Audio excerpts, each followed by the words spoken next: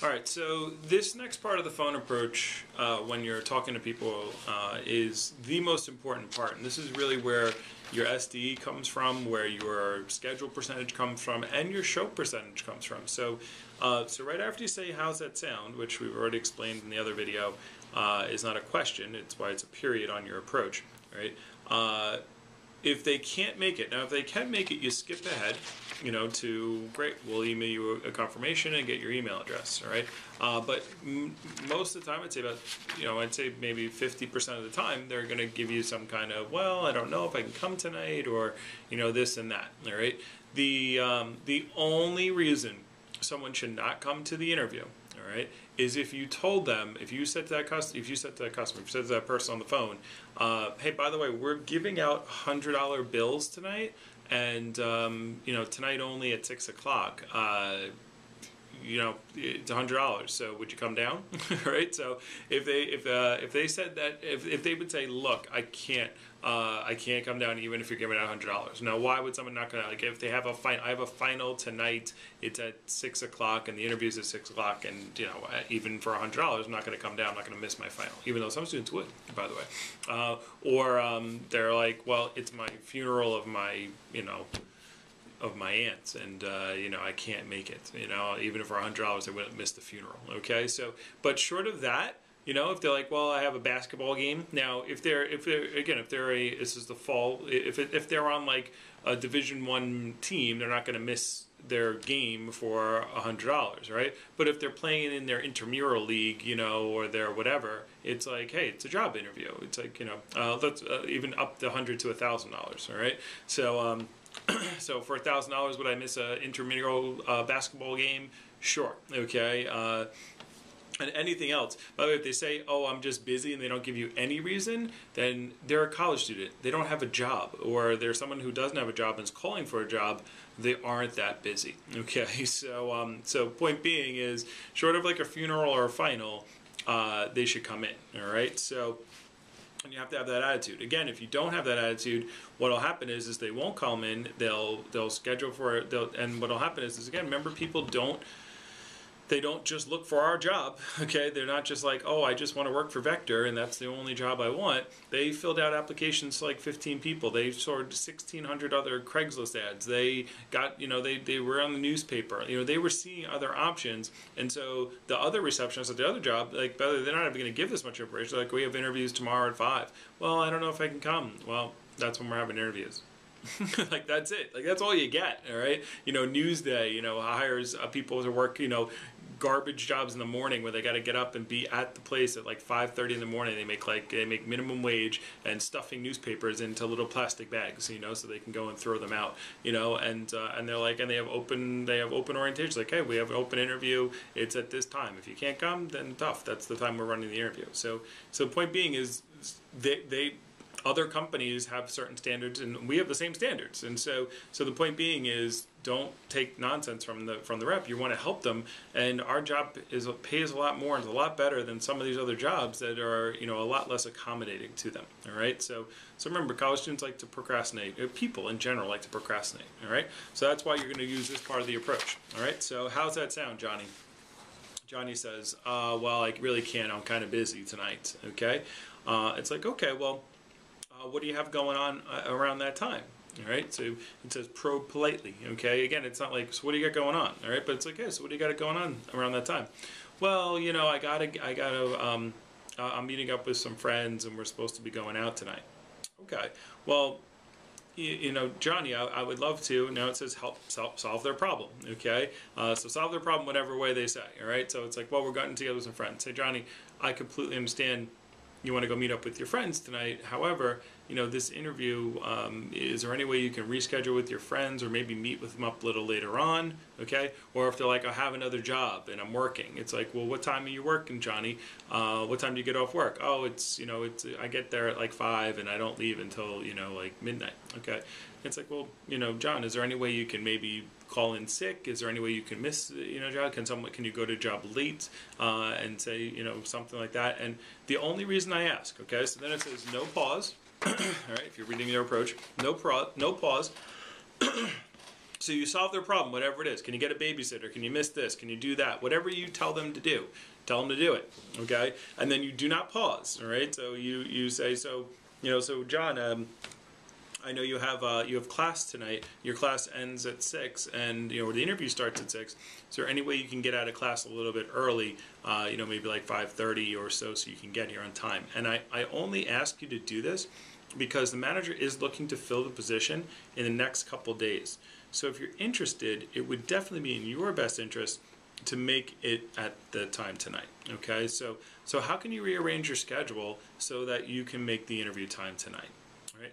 By the way, it doesn't say can you rearrange your schedule. All right, it's not a question of can you do it. It's how can you do it. That's why the how is capitalized. So you're saying, hey, so the way this should come across is like, hey, look, as if you were talking to your friend, okay, and your friend was like, and you heard them saying to someone like, hey, there's this job that pays an exorbitant amount of money, and they have an interview tonight, and you were on the phone like, well, I don't know, I got class. Like your friend, if it was your friend, you'd be like, are you kidding me? Like, miss class, they pay you like $18 an hour. Go to the class, go to the interview, okay? So and they're flexible and all that kind of stuff. Like, what are you talking about? Like, I'll take notes for you. Get the notes and go to the interview. All right. So that's kind of like what you want to be like. You want to be their friend, not like you're trying to pull them in, okay? Because if it seems like you're trying to get them in, people's natural reaction is to fight you, okay? But if it's like, hey, I'm trying to help you, and then they're like, okay, now I'll, as called kill them with kindness, okay? Like, I'm trying to help you, it doesn't matter to me. I'm the receptionist. I have a job, but you're called here. You're looking for a job. What can you do? All right, so.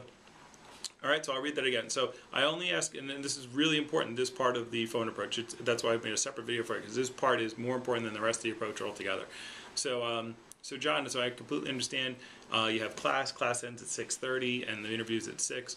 Is there any way you can maybe get out of class early or maybe even miss the class to cut here? And I only ask you this because I know the manager is looking to fill the position in the next couple of days here.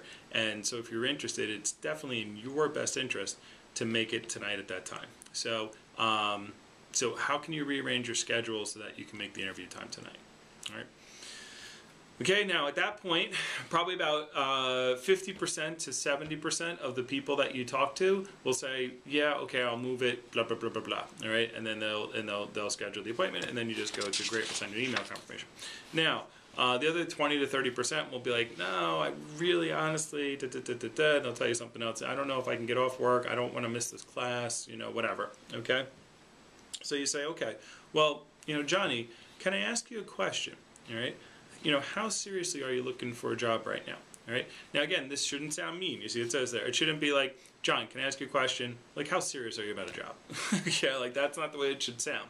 Again, it's I'm trying to help you, all right? So can I ask you a question, John? Like, how serious are you really about looking for a job right now? And 99% of the time they say, I'm really serious, okay? If they say I'm not really serious, then just say, okay, well, good luck, and maybe we'll have another interview time. I'll put you, down later. But I mean, most of the time, I would say 99% of the time, they're going to say, I'm really serious. They are serious. They're looking for a job. All right. So they called us. They sent us an application looking for a job. All right. So they say, I'm serious. I say, okay, can I make a suggestion, Johnny? Sure. Say their name a lot. The more you say their name, the more rapport you build with them. What I would suggest you do is try to rearrange your schedule as best as possible so you can come down tonight or whatever time you're telling them. Because the manager is looking to fill the position ASAP, and I want you to at least have a shot. So how can we make this work? What can we do? All right.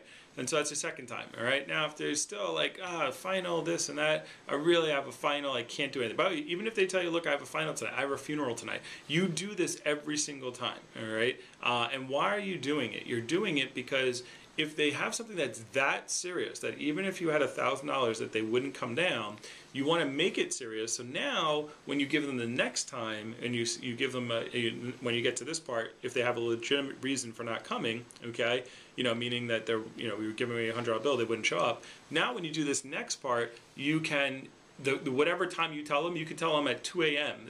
We're having an interview at 2 a.m. on Thursday now, and it's Wednesday, and you were trying to get them for Wednesday at 6. They're like, yeah, sure, I'll do it. Like, they'll take whatever time you give them because they just don't, they see the importance, okay, that you tried to get them to get out of a final or a funeral, all right? So, all right. So okay, so they have a really serious thing. I have a final tonight. I really can't get out of the final. It's my last class. Da, da, da, da, da. Okay, look, Johnny, I really want to help you out here. Let me see what else I can do for you. And then you just kind of. Then you have the phone. We used to have what's called a flip page. We would take the phone and we would say, hold on, let me see what else I can do for you.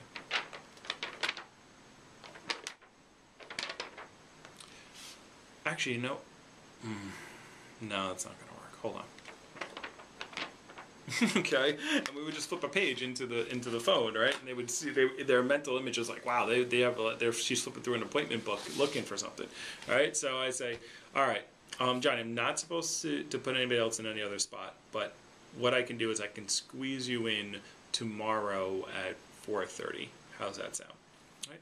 Now at that point, if you do everything correctly, they'll be like, sure, like whatever. Okay, like they don't have another final, they don't have this, they're not going to go through it again, and they'll do it. So that is how you do that part of the approach. It is really extremely important, that part of the approach, the SDE phrases, and that will get more people in. It will get your numbers up higher. It will get more people into the office, and obviously the more people that come into the office, the better the office does. The better the office does, the more it impacts you and your paycheck and promotions and things that can happen for you. So obviously if you're in a successful office, that leaves more success. Managers always will give the success to the team and put the money back into the business and open up opportunities for you as well. All right, so learn how to get good at that part. All right, SDE, really important.